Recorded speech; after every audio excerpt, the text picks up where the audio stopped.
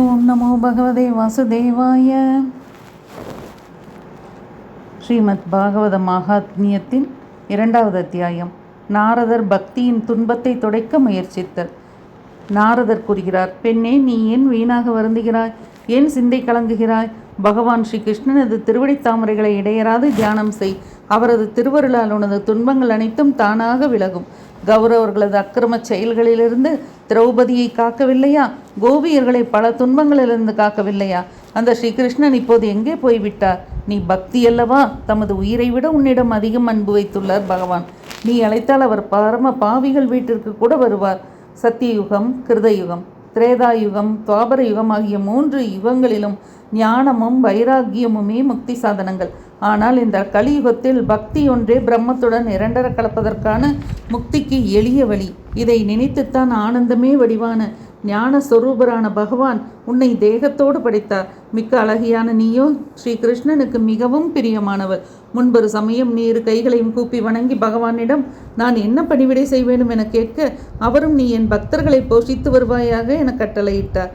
பகவானது கட்டளை உடனே ஒப்புக்கொண்டு உன்னை கண்டு மிகவும் மகிழ்ந்த பகவான் உனக்கு முக்தி தேவியை பணிப்பெண்ணாக நியமித்து ஞானம் வைராக்கியம் இவையிரண்டையும் உனது குழந்தைகளாக தந்தார். பின் நீ உனது நிஜஸ்வரூபத்துடன் பகவானது ஸ்ரீ வைகுண்டத்தில் பக்தர்களை வளர்த்து வந்தாய். பூவுலகில் அடியார்களை காக்க நீ நிழலுருவை ஏற்று வந்தாய். அப்பொழுது முக்தி, ஞானம், வைராக்கியம் ஆகியவர்களுடன் நீ இந்த பூமிக்கு வந்தாய். கிருதயுகம், சத்தியயுகம், திரேதாயுகம், துவாபர யுகம் ஆகிய 3 யுகங்களிலும் பரமானந்தமாய் இருந்தாய். இந்த கலியுகத்தில் உனது சேடியான முக்தி வேதத்திற்கு புறம்பான பாஷண்டர்களாகிய நோயினால் தாக்கப்பட்டு மெலிந்து போனார். ஆகவே அவள் உன் கட்டளையை ஏற்று ஸ்ரீ வைகுண்டம் சென்றார். நீ நினைக்கும் போதெல்லாம் அவளை பூவுலகம் வந்து போகிறாள். ஆனால் நீ ஞானம் வைராக்கியம் இரண்டையும் உன் மக்களாக ஏற்று உன்னிடமே வைத்து கொண்டாய். இந்த கலிகாலத்தில் அவர்களை ஒருவரும் ஏற்றுக்கொள்ளாது ஒதுக்கிட்டபடியால் அவர்கள் உற்சாகம் இழந்து மூப்பை அடைந்து விட்டனர். இதனால் நீ கவலை கொள்ள வேண்டாம். இவர்கள் திரும்பவும் புதிய பலத்துடன் இருக்க நான் ஆவண செய்கிறேன். அழகிய முகமுடைய பெண்ணே, இந்த கலியுகத்திற்கு சமமாக வேறு எந்த யுகமும் இல்லை. இந்த யுகத்தில் ஒவ்வொருவர் வீட்டிலும் ஒவ்வொருவர் இதயத்திலும் உன்னை குடியிருக்க செய்கிறேன். இதோ பார், கர்ம யோகம், ஞான யோகம் ஆகிய மற்ற எல்லா நெறிகளையும் விட தொலைவில் நிறுத்தி பக்தியே முக்கியமாக கொண்ட பலபடியான விழாக்களை முன்னிறுத்தி நடத்தி உன்னை பக்தியை உலகெங்கும் பரவச் செய்வேன். அவ்வாறு செய்யவில்லையானால் நான் பகவத் பக்தன் அல்லன், இறையடியோன் அல்லன். இந்த கலியுகத்தில் பரம பாவிகளான மக்களும் உன்னை பின்பற்றி நடப்பார்களேயானால் அவர்கள் சிறிதும் பயமின்றி ஸ்ரீ வைகுண்டத்தை அடைவார்கள். அன்பே வடிவான பக்தி எவனுடைய இதயத்தில் நித்தியவாசம் செய்கிறாளோ அவனது மனதும் மிக தூய்மை பெறுகிறது. அவன் கனவிலும் எமனை காண மாட்டான். அவனுக்கு மரண பயமில்லை. பக்தியோடு கூடிய மனமுள்ளவனை பக்தனை பூத பிரேத பிசாசங்கள், ராக்கதர்கள், அரசுரர்கள் ஆகிய எவர்களும் நெருங்க இயலாது. தவம், வேதம் ஓதுதல், ஞானம், கர்மயோகம் ஆகிய எந்த சாதனங்களாலும் பகவானை வசப்படுத்த முடியாது. ஆனால் பக்திக்கு மட்டுமே அவர் கட்டுண்டவர். இதற்கு கோபிகளே முன்னுதாரணம். பல்லாயிரக்கணக்கான பிறவிகளில் செய்த புண்ணியத்தின் பயனாலேயே ஒருவனுக்கு பக்தி யோகத்தில் மனம் ஈடுபடுகிறது. கலியுகத்தில் பக்தியே முத்திக்கு சிறந்த சாதனம். பக்தி இருப்பின் இறைவன் நம் கண்முன்னே நிற்பான். பக்தியை நிந்திப்பவன், ஏற்காதவன் உலகங்களில் துன்பத்தை தான் பெறுவான். முன்பொரு சமயம் பக்தனான அம்பரீஷனை அசட்டை செய்ததனால் துர்வாச மகரிஷி மிகவும் துன்பத்திற்குள்ளானார். பற்பல விரதங்கள், புண்ணிய நதிகளில் ஸ்நானம், யோக பயிற்சிகள், வேள்விகள் செய்தல், வேதாந்த விசாரம் செய்தல் ஆகிய பலவிதமான சாதனங்களால் யாது பயன்? இவைகளால் முக்தி பெற உதவ முடியாதே. ஆனால் முக்தியை பெற்றுத்தருவது பக்தி ஒன்றே போதும். சூதர் கூறுகிறார், இவ்வாறு நாரதர் தனது பெருமைகளை வர்ணிக்க கேட்ட பக்தி என்ற பெண் தன் அவயங்களெல்லாம் புது பொலிவு பெற, உடல் வலிமை பெற மகிழ்ந்து அவரிடம் கூறலானார். பக்தி கூறுகிறார், நாரதரை, நீங்கள் தான் பாக்கியம் செய்தவர். என்னிடம்தான் உங்களுக்கு எவ்வளவு உறுதியான அன்பு. நான் தங்கள் இதயத்திலிருந்து எங்குமே செல்ல மாட்டேன். அங்கேயே உறுதியாக இருப்பேன். பெரியோரை, தங்களது கருணையே கருணை. ஒரு நொடியில் எனது துன்பங்களை நீக்கிவிட்டீரே. ஆனால் என் பிள்ளைகளால் தான் இன்னும் உணர்வின்றி இருக்கிறார்கள். அவர்களை சீக்கிரம் எழுப்பிவிடுங்கள், உணர்வு பெறச் செய்யுங்கள். சூதர் கூறுகிறார், அவள் கூறியதை கேட்ட நாரதர் மிக்க கருணை கொண்டு அவர்களை தன் கைகளால் உலுக்கி எழுப்பத் தொடங்கினார். அவர்களது காதுகள் அருகில் தனது முகத்தை வைத்து கொண்டு ஞானமே விழித்துக்கொள், வைராக்கியமே சீக்கிரம் எழுந்திரு என்று உறக்க கூறினார். அதன் பின் வேதங்களை கூறினேன், உபநிடதங்களை சொன்னேன், ஸ்ரீமத் பகவத்கீதையை பன்முறையும் கூறினேன். இதன் பின் அவர்களும் எப்படியோ வேண்டா வெறுப்பாக எழுந்தனர். ஆனால் சோம்பலால் கொட்டாவி விட்ட வண்ணம் கண்களை திறந்து கூட பார்க்கவில்லை. பெரும்பாலும் கொக்கு போல் வெளுத்திருந்தனர். அவர்களது கைகால்கள் உலர்ந்த கட்டை போல் கடினமாகவும் ஒளியற்றனவாகவும் இருந்தன. பசி தாகத்தினால் இவ்வாறு மெலிந்த அவர்கள் திரும்பவும் தூங்குவது கண்ட நாரதர் மிகவும் கவலையுற்று இப்பொழுது என்ன செய்யலாம் என சிந்தித்தார். சௌனகரே, இவர்களது தூக்கமும் அதைவிட பெரிதான கிழத்தனமும் எவ்வாறு நீங்கும்? அந்தோ இப்பொழுது என்ன செய்வது என்று நினைத்து வருந்திய நாரதர் பகவான் கோவிந்தனை தியானித்தார். அப்பொழுது ஒரு ஆகாயவாணி கேட்டது. முனிவரே, வருந்த வேண்டாம், உங்களது முயற்சி நிச்சயமாக பலனளிக்கும். தேவரிஷியே, இதற்காக நீ ஒரு நற்கர்மம் மாற்றுவாய். சாந்தியை அணிகலனாக கொண்ட சான்றோர்கள் அதை பற்றி உனக்கு கூறுவார்கள். நீ அந்த நற்கர்மத்தை செய்தவுடன் இவர்களது தூக்கமும் மூப்பும் நொடியில் நீங்கிவிடும். பக்தியும் எங்கும் பரவும். இந்த ஆகாயவாணி அங்குள்ள அனைவரும் தெளிவாக கேட்டனர். நாரதரோ மிகுந்த வியப்புடன் இதன் கருத்து என்னவென்று புரியவில்லையே என்று தனக்குள்ளே சொல்லிக் கொண்டார். முன்னொரு காலத்தில் தங்கள் புருவ நெரித்தலாலேயே நாரதர் கூறுகிறார், இந்த ஆகாயவாணியோ மறைபொருளாக கூறுகிறது. இவர்களது துன்பம் துடைக்கும் அந்த புண்ணிய கர்மம் தான் என்ன? அதை செய்யும் வழி என்ன? இதை செய்து வைப்பவர் யார்? அந்த சத்புருஷர் எங்கு கிடைப்பார்? நமக்கு அதை எவ்வாறு கூறுவார்? இப்பொழுதே ஆகாயவாணி கூறியதன் தொடர்பாக நான் என்ன செய்ய வேண்டுமோ?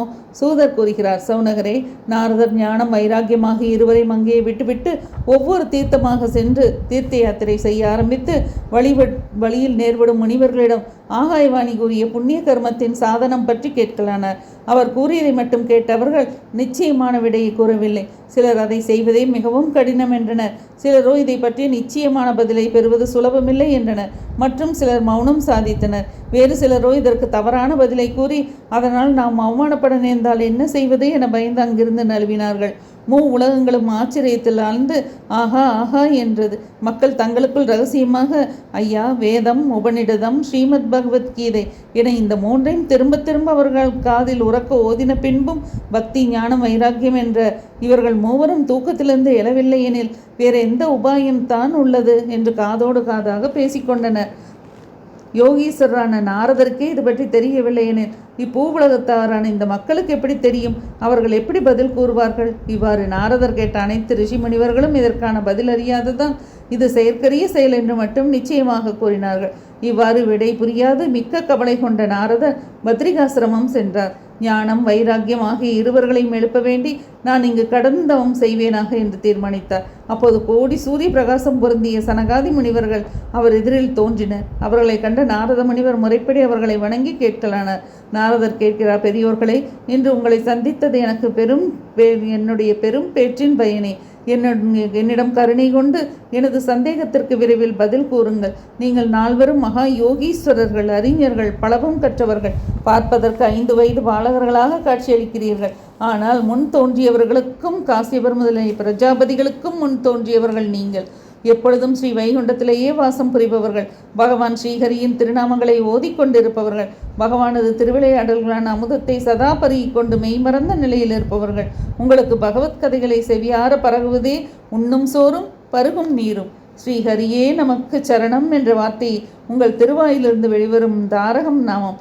ஆகவே காலத்தின் கோலமான ஜரை, மூப்பு உங்களிடம் அண்டாது. அதன் தொல்லை உங்களுக்கு இல்லை. முன்னொரு காலத்தில் தங்களது புருவ நெரித்தலாலேயே ஸ்ரீ விஷ்ணு பார்ஷதர்களான ஜெய விஜயர்கள் கீழே பூவுலகில் வந்து பிறந்து பின் உங்கள் கருணையால் திரும்பவும் வைகுண்டம் அடைந்தனர். மகாபாக்கியத்தின் பயனாக இன்று உங்களது தரிசனம் கிடைத்தது. கருணை கடலான நீங்கள் தீனனான எனக்கு அருள் புரிய வேண்டும். அசரீரி எனக்கு கூறிய சாதனம் என்ன? எதை பற்றி கூறியது? நான் அதை எவ்வாறு அனுஷ்டிப்பது? இதை பற்றி தாங்கள் விரிவாக எனக்கு கூற வேண்டும். பக்தி, ஞானம், வைராக்கியம் ஆகிய மூவருக்கும் சுகம் எவ்வாறு கிடைக்கும்? அனைத்து வருணத்தவர்களுக்கும் இவர்களை அன்போடு ஆதரிக்க வேண்டும். அதற்கான உபாயம் கூறுங்கள்.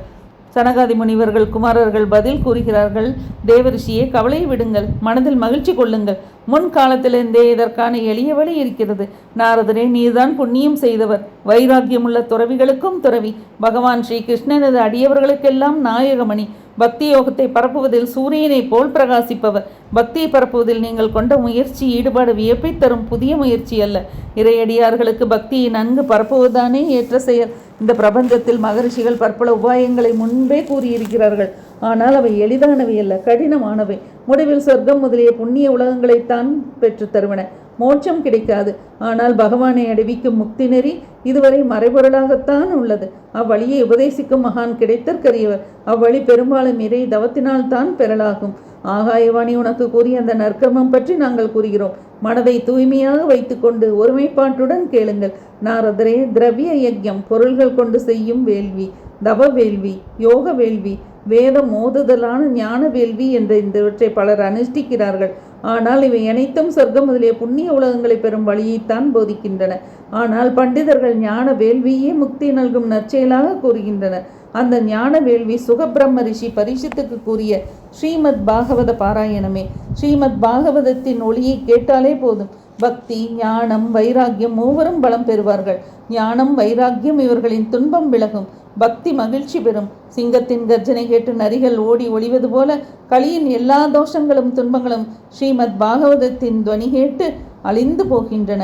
ஸ்ரீமத் பாகவதத்தின் ஒளியின் வலிமையால் அன்பு சுவையை, பிரேமரசத்தை பெருக்கும். பக்தியானவள் ஞானம், வைராக்கியம் ஆகிய இருவர்களுடனும் ஒவ்வொருவர் வீட்டிலும் ஒவ்வொருவர் இதயத்திலும் நர்த்தனம் புரிவார். நாரதர் கூறுகிறார், நான் வேதம், உபநிடதம், பகவத்கீதை ஆகிய மூன்றையும் பக்தி, ஞானம், வைராக்கியம் ஆகிய மூவரது காதுகளிலும் பன்முறை ஓதினேன். ஆனால் அவர்கள் மூவரும் எழவில்லையே. அப்படி இருக்க ஸ்ரீமத் பாகவதத்தை கேட்பதனால் மட்டும் எழுந்து விடுவார்களா? ஸ்ரீமத் பாகவதத்தின் ஒவ்வொரு ஸ்லோகத்திலும் ஒவ்வொரு பதத்திலும் வேதசாரம் நிறைந்துள்ளது. நீங்கள் நால்வரும் சரணாகத வத்சலர்கள், அண்டியவர்களை ஆதரிப்பவர்கள். தங்களது தரிசனம் என்றுமே வீணாகாதது, விரும்பும் பயன் தரவல்லது.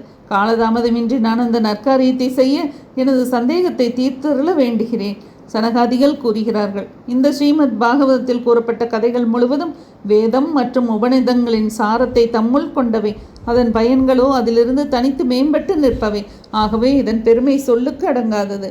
மரத்தில் அதன் ரசம், சாறு, அடிவேர் முதல் நுனி கிளை வரை நிரம்பித்தான் உள்ளது.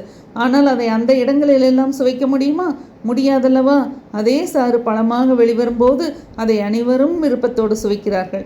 பாலில் நெய் இருக்கிறது, ஆனால் பாலில் நெய்யின் சுவையை அனுபவிக்க முடிவதில்லை. அதே பாலை காய்ச்சி தயிராக்கி கடைந்தெடுத்து வெண்ணெய் உருக்கினால் நெய் கிடைக்கிறது, ஆனால் தேவர்களுக்கும் சுவையளிப்பதாக ஆகிறதல்லவா? கரும்பில் அடிமுதல் நுனிவரை எங்கும் சர்க்கரை உள்ளது, ஆனால் அதை பிழிந்தெடுத்து கரும்புச்சாற்றை காய்ச்சினால் தானே சர்க்கரையாக சுவைக்க முடிகிறது.